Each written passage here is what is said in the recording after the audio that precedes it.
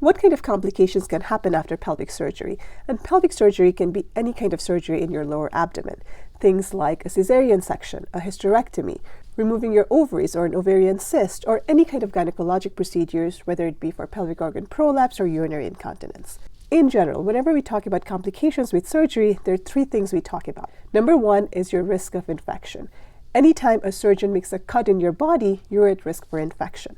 So to decrease that risk, we usually give patients preoperative antibiotics. Now, we also check beforehand to make sure patients don't have any underlying infections, such as a urinary tract infection, because if you do, then we'll treat that before your surgery. Number two, risk of bleeding. Now, when we're operating in the abdomen, some major blood vessels are in the vicinity. Structures like your aorta, your iliac arteries, your uterine arteries.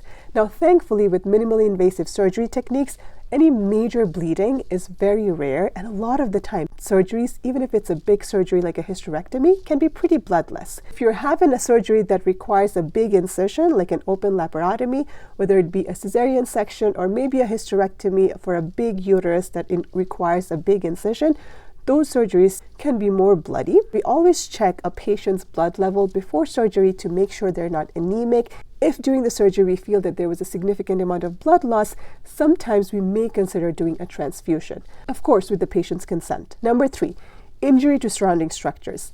In the abdomen, you have some major structures, such as your intestines and bladder, which are close by where we're operating. So injury to these structures are always a possibility. Especially if you're somebody who have had previous surgeries, we do anticipate some scar tissue or adhesions where things may be stuck to each other. Thankfully, any major complications are rare, especially if you're seeing a high-volume surgeon or an experienced surgeon. But one of the things that I always tell my patients is that complications are a part of surgery. Thankfully, in today's day and age, with the various advanced technology, any kind of major complication is rare, but if it happens, God forbid, as long as we identify it and take care of it, patients do very well.